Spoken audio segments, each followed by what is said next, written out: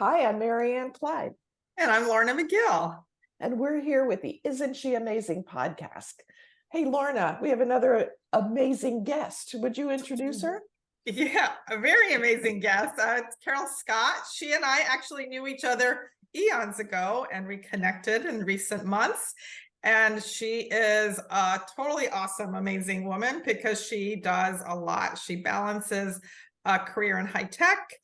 She works with Microsoft and she is a mom, a wife, and she lives in two different cities across the country. So she is balancing quite a bit. And today we're going to talk, although she's so multifaceted, today we're going to talk about embracing empty nesting.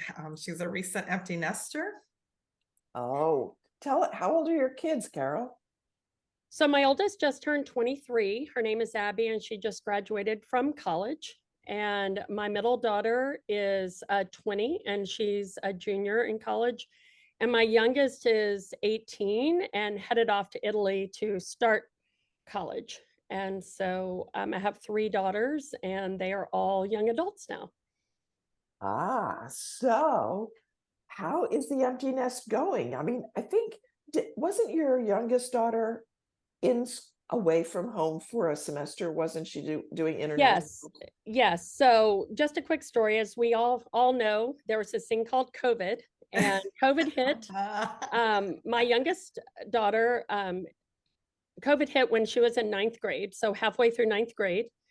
And she reminds me, I spent a year and a half doing school in bed. You have aspirations of them getting up and getting ready. I think we were all kind of just trying to get through. And so she was like, I really need to, get out.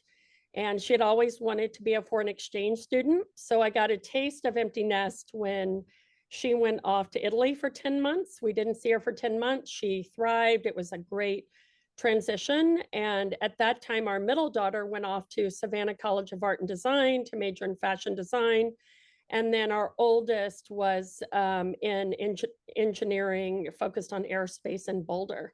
So that was our first taste. And, people were like, oh, are you sad? Are you lonely? And, there was, of course, we missed her, but it also happened right after COVID, and we had spent a lot of time together. We laugh and say we probably spent 3 years of time together in an 18-month period. So we were all ready for a change. Oh, I bet. Yeah, my oldest son, he was here he was already graduated from college, but he used to say, he says, we spent more time during COVID than we likely would have spent the rest of my life. That's right. You really get to know each other, don't you? Yeah. And It's a lot of together time. Yeah. And I think my empty nest years were like 20 years ago. So probably back in 2001, 2002, when we moved to Japan, when my youngest at the time was just going off to college. And so, we left the country, and he said, so Mom, I go to college and you leave the freaking country. I said, we gave you our address, but it was a tough transition for him, despite that, because you don't really expect your parents to leave the Yeah. country. But yeah, so we all have, so my youngest, we have three 40-year-olds now, and us, the step family, we kind of put that all together. And so yeah, so the youngest are 40. So it's been a while since we did our empty nesting thing. So how was that for you, Carol?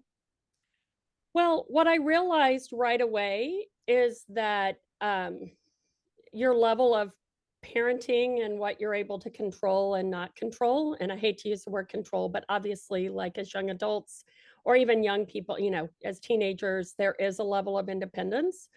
But one, you have to have a level of trust. And I would say that I just really wanted to, especially after coming out of COVID. And I mean, she was only 16, and we put her on a plane and not knowing any Italian and sent her to Italy. But I really had to pivot my mindset. And I was like, I want her to be safe. And I want her to have some experiences. She had traveled to London and in middle school as part of a program, and she's always been interested in international travel. But I was kind of the mindset, and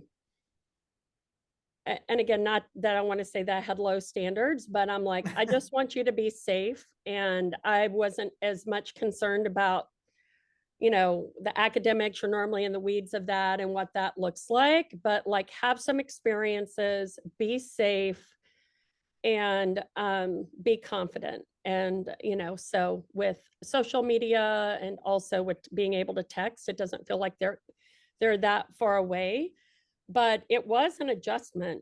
However, my husband and I really enjoyed kind of that time. The house was quiet, but it was like, okay, what does it look like to focus on us? Right. So, Question. That's a really productive question, because I think a lot of parents say, oh my God, my kids are gone, who am I now? And what's my identity now?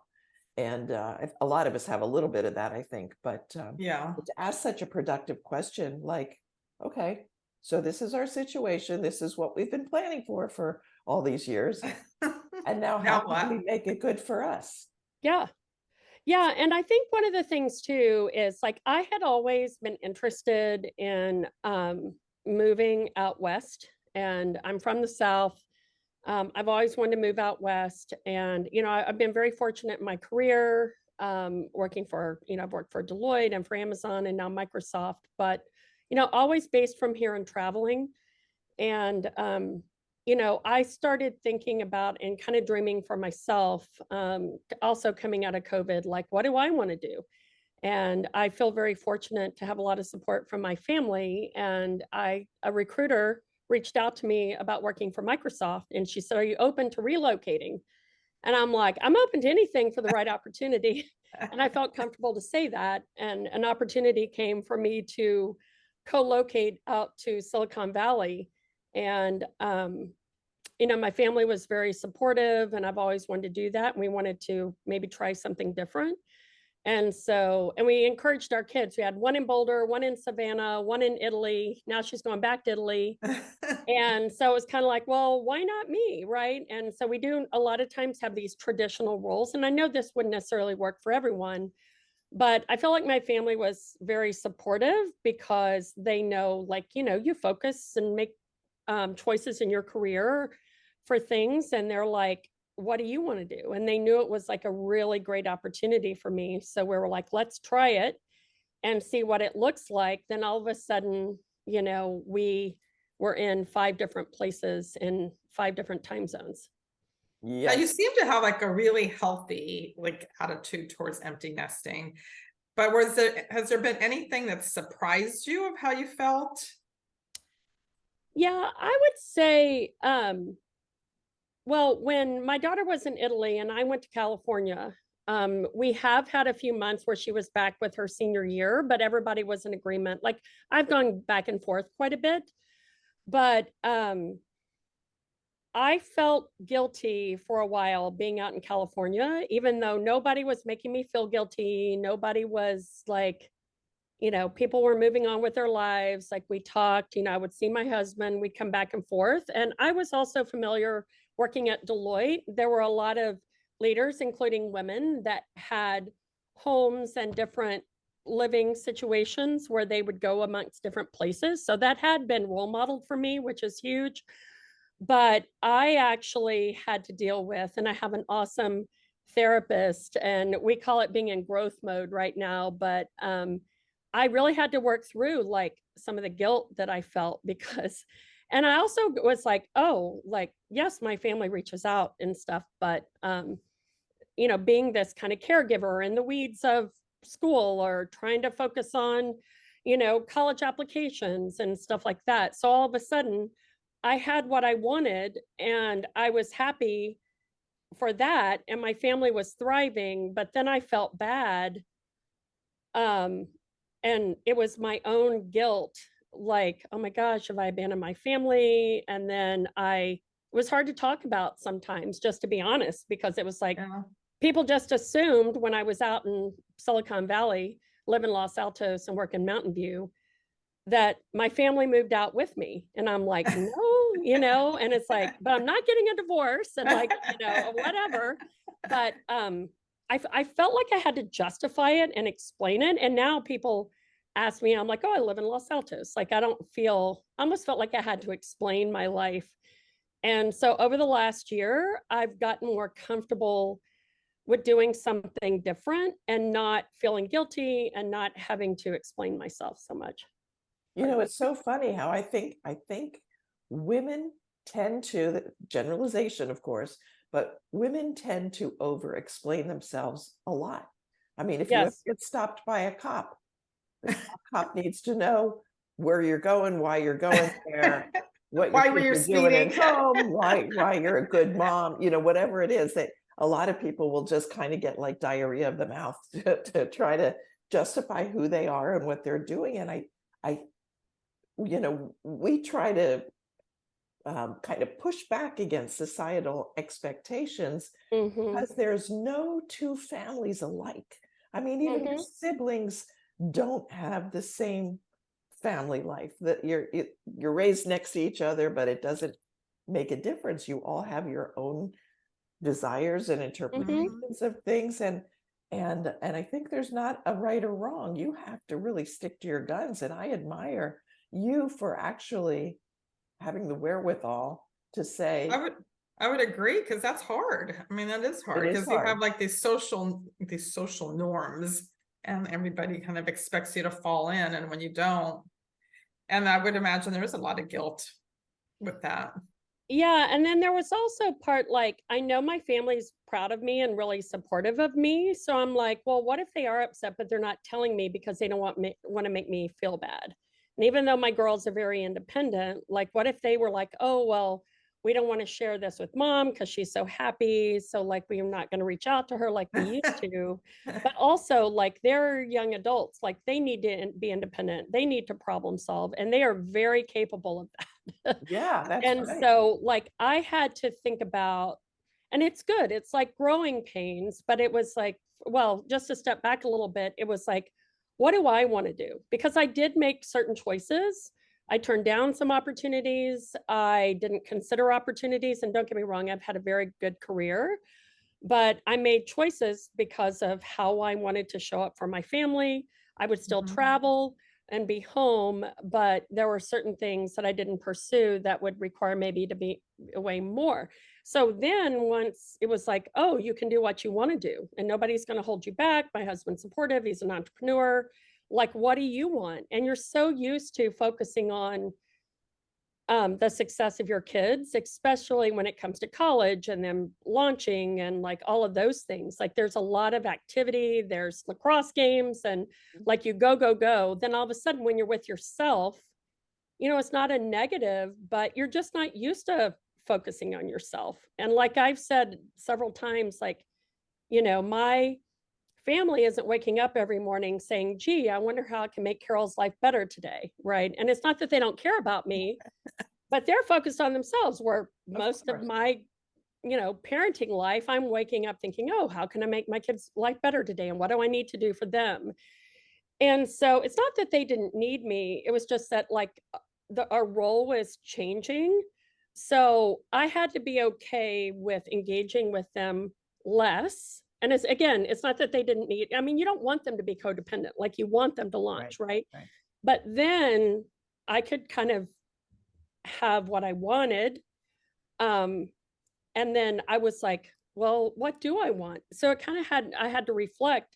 And then I had to think about my career, where I was in my career, what I wanted, were there some aspirations that I had that maybe I hadn't done. So I had to do a lot of like soul searching, and there were no excuses anymore, right? So I really had to kind of dig in. And then also, I think for a while I was looking for affirmation more than I maybe have needed, like, oh, yes, you're doing the right thing. And, as I'm doing this, because my family's like, yeah, that's good, go for it. And they know I'm independent. But I think I was maybe looking for a little more like pat on the back, or, hey, how are you doing? How are you feeling? How is your transition? But they're also just used to me just doing it, but I really didn't need that, but I felt I could sense myself wanting a little, I wouldn't call it pity, but maybe a little sympathy. Oh, you're out there. And they're like, okay, you're out there working for Microsoft and you're meeting all these people and you're always busy, but I think the biggest adjustment of what I would say is like, you realize you're needed when you're in the family system, and you have to separate like being needed for the role versus what caring is. Of course, my family cares about me. And I think sometimes as women, we connect our worth and our value and our being needed with like caring. And so when all of a sudden I had this freedom and I made a change and I wasn't as needed, I had to be like, okay, they still care about me, even though, I mean, obviously they call me for things and stuff, but it just changes because you're physically in a different place. Right. And so my own like value and my own like internal tapes had to be like, what are you complaining about? Like, everybody's happy, everybody's doing their own thing. I always kind of joke, Chris, when you said something that sparked something with me, is I have 3 boys. So it's kind of, and I always used to say, or we used to say, if we raised them right, we've raised them to leave us because they're going to be independent. But now when the phone rings, it's usually like, oh no, like what's happening? There's some crisis. That's why they're calling. I don't know if you experienced that at all. Yeah, I have, but I would say what has been most exciting for me is transitioning from like full-time parent to like part-time coach and cheerleader. So, helping my kids set up a LinkedIn profile, interview for a job, having a situation where they're problem solving and seeing them. What's been excited is them respecting me like as a businesswoman, as a leader and as a friend. And I don't tell them what to do as much as I'm like, oh well, let's think through this and what do you think, and oh, you could think about it this way or that way.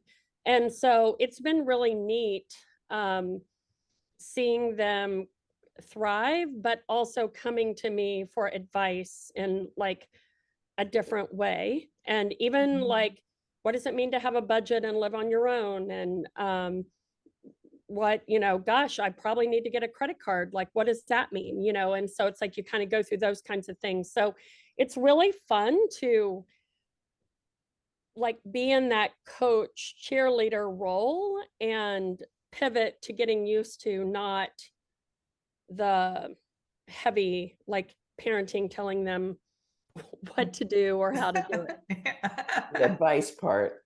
Yeah, those Carol, days are you've gone. been through so many transitions that I think you must have developed a lot of really healthy responses to transitions. So, because if you were with Deloitte and then you were with Amazon and now you're with Microsoft, all in different places, I think, correct? Mhm.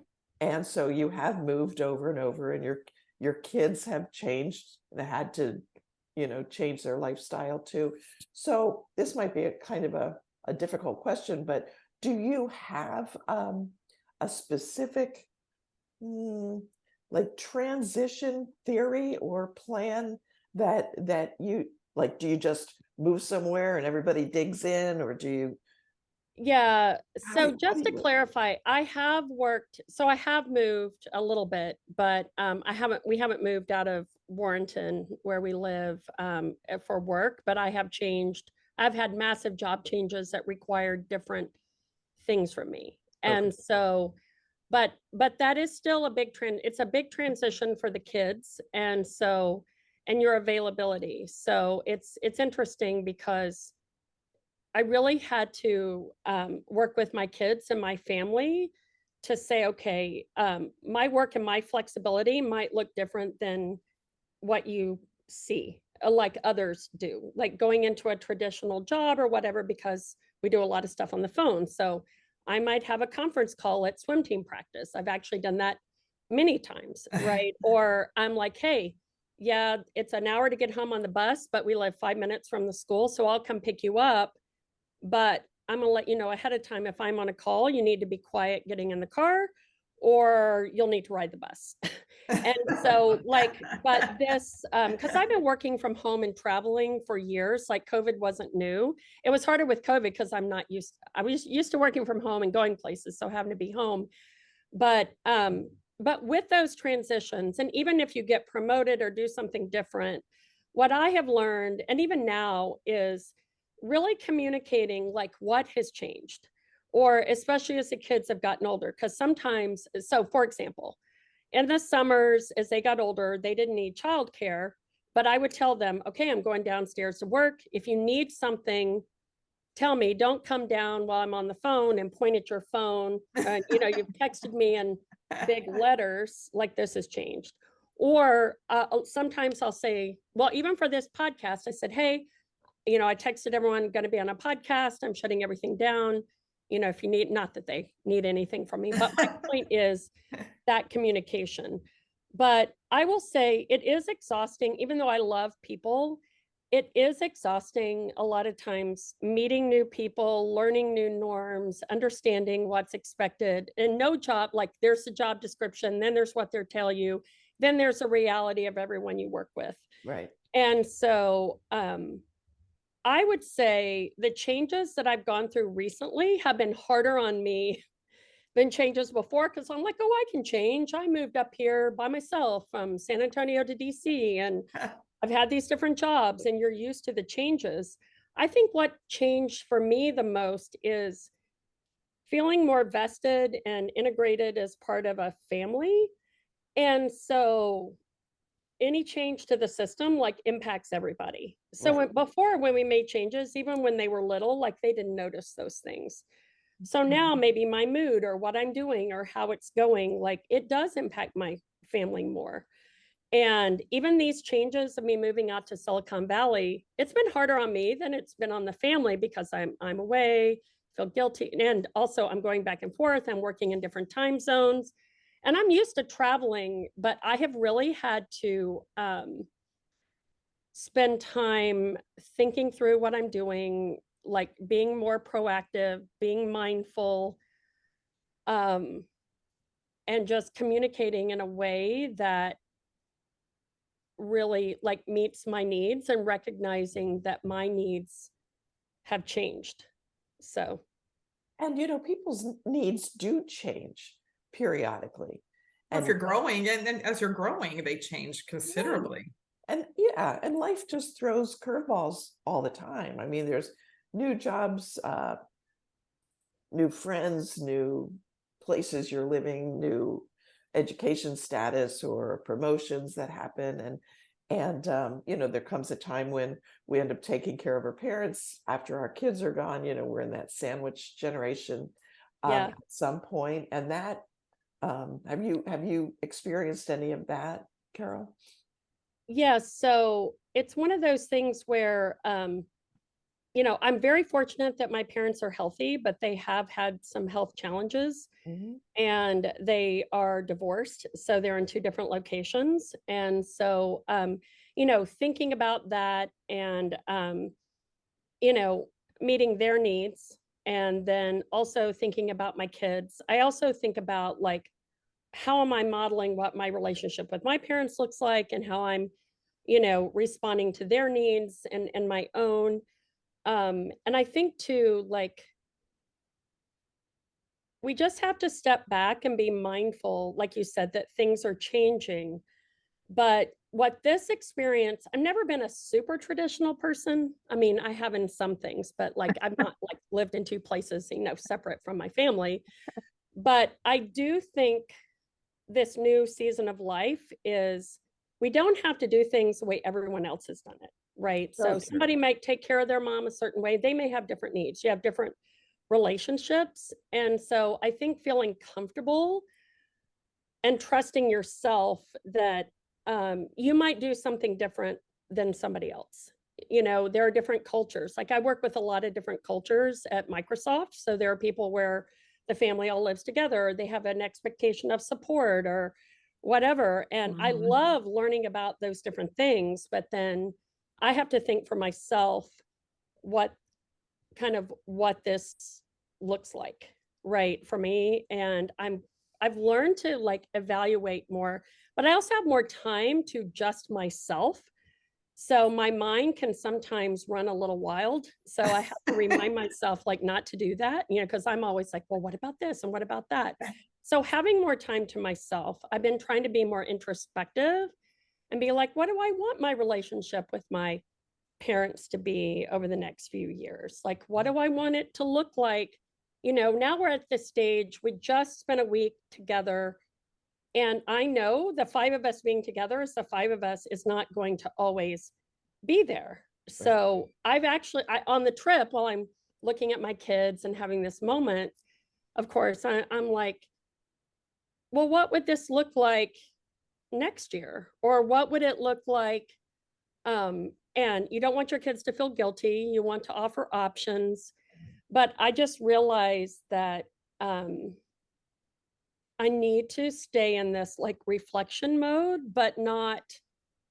I used to have a hard time because I'm so sentimental and I'm such an empath. Like, I'm like, you're hanging on to these great moments, but I have learned to like not sit there and like I've had to let it go and focus on the positive of the future, because I think going through this empty nest, sometimes you can be so sad because you think about that lacrosse game, or you think about when they were 10 and they play, were in Annie, or, you have all these like anchored moments and you want that feeling. But I've learned, like, I've sat there and felt sorry for myself. Ah, But I've learned that I'm trying to think about now, how do I make new memories? And then I'll just say this real quick and pause, is I've actually been focused on spending time with my kids individually. So my middle daughter came out to LA, and we went to Santa Barbara, and then she came up to San Francisco. Um, my other two daughters have come out to San Francisco. I've spent time one-on-one. I've been to see them individually. My husband and I are taking my daughter to Italy. So I would say that's another pivot, is instead of always focused on a family unit, and obviously you have individual relationships, but I'm really trying to create like adult individual experiences and relationships that are differentiated, like outside of the home. Does that I resonate? think It's that's funny so you say wise. that, because I do the same thing. I mean, I really focus on it, or I focus on, we have 6 hours, and instead of thinking like we only have 6 hours together, it's like we have 6 hours, and really It's making whole the hours. most of that, Yeah. and really enjoying it. But it is, I mean, I think personally, I think it's really pretty cool as they're adults and you get to develop this new adult relationship. And it is kind of nice that you don't have to, I mean, if they ask you for advice, you're here and you can give it to them, but it's not on you anymore. Like, it's like you want to give them, you're like, I mean, they have the tools in their toolbox and we've prepared them. And now, just like we did, they're going to learn, they're going to make mistakes just like we have, and they're going to succeed like just like we have. But it's really, I love, just kind of having that relationship now with them, and Yeah. seeing who they're becoming as they're growing up. It's so huge and so important. And we do the same things, because our family now is so huge, because we have a combined family of 8 kids. We've got 20 grandchildren, and so to get everybody, because they have a life apart from us, bigger, that to get everybody at the same time. So we're trying to, choose one family at a time and say, where do you want to go? What do you want to do? Let's just do something with just your family and us, and so forth, and something that works for them. And But I think I was going to just bring light, Marianne, was from something you do like at Christmas, because you do have this blended family. Like, what do you and Bob do at on Christmas Day? oh, we go to the movies. And sometimes we'll see 3 movies, because on Christmas Day, it's just too difficult to get everybody and other blended families and all those kids together at the same time. So Yep. we take Christmas Day just for us. And then generally, if the crowd's going to come, as many as can come the next day. But I think, I think it's just important to ask yourself questions like that.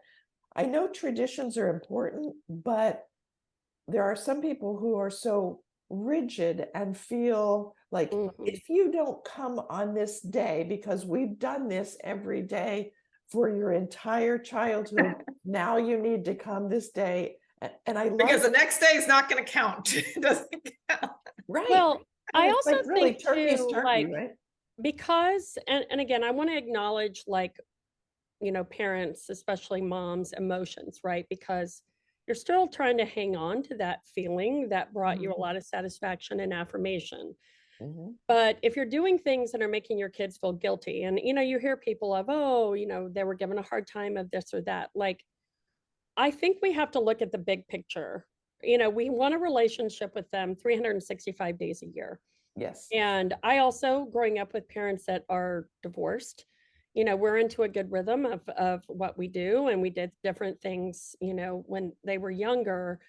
But I want it to be healthy all year long. And Right. so I want them to have input and us to make a decision. And I feel like, sometimes, and even myself, like if you push too much, they start to Yes. separate, and not to put your value or how they feel about you because they have to like make a choice. And Like, if so, you love me, you would. You'll come on oh, Christmas right, Day.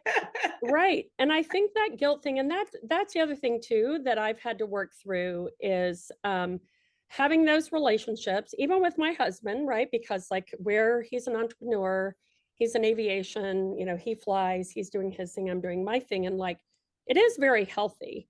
But then, and he has a great saying of don't create problems that don't exist, so that's when your Right. mind runs a little wild and you're like, oh, I would, you don't want people to be needy, but you would like to feel being needed. So that's where like direct communication. And then also, I really, as part of this empty nest, I want women to feel okay with focusing on themselves because so many times, we martyr ourselves. And I read this great book and it says, kids don't need a martyr, they need a role model.